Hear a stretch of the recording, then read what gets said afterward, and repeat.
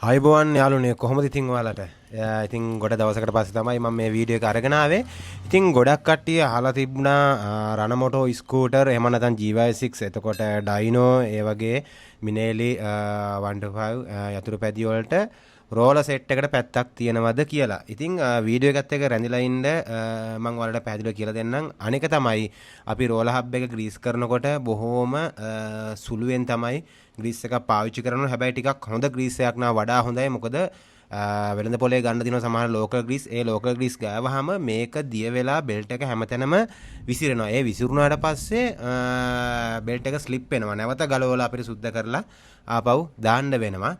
ඉතින් ඔයාලා හොඳ ග්‍රීස් එකක් පාවිච්චි කරනවා නම් වඩා හොඳයි කියලා මම හිතනවා. ඉතින් ඔයාලා මේ විදිහටම සාමාන්‍යයෙන් කිලෝමීටර් 6000කට වරක්වත් අඩුම තරමේ රණමොටෝ ස්කූටරයක් විශේෂයෙන්ම සර්විස් කරගත යුතුයි. එහෙම නැත්නම් ගොඩක් දුරට බෙල්ට් එක පැත්තේ ආබාධ වෙනවා. බෙල්ට් කඩලා යන්න පුළුවන්. මේ රෝලර් හබ් කැපෙන්න පුළුවන්. ඉතින් ඒකයි ඔයාලට ඒක මතක් කරන්න විශේෂයෙන්ම අනිවාර්යයෙන්ම කිලෝමීටර් 6000කට 7000කට වරක්වත් මේ රෝලර් හබ් එක ගලවලා ග්‍රීස් කරන්න ඕන. මොකද ඒක බයිසිකලයටත් හොඳයි, කල්පයාත්මටත් හොඳයි. ඉතින් මේ රෝලර් සෙට් එක දානකොට විශේෂයෙන් මේ රෝලර් සෙට් එකට කිසිම පැත්තක් නැහැ. අර මම කිව්වා වගේම ටිකක් හොඳ ග්‍රීස් එකක් පාවිච්චි කරලා නිකන් ගාලා ගන්නවා වගේ ඒ විදිහට මේකට රෝලර් හබ් එකට දාගන්න ඕන.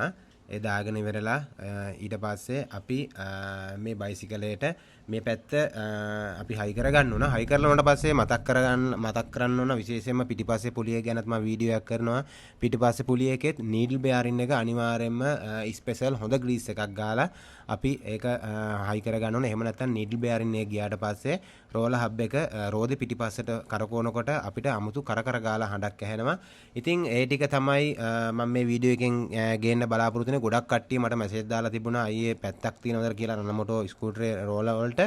ඉතින් එහෙම පැත්තක් නැහැ. ඉතින් මේ විදිහට තමයි ඊසි විදිහට ඔයාලා ගෙදරදී සර්විස් කරගන්නවා නම් මේ රෝලර් හබ් එක සර්විස් කරලා සවි කරගන්නේ.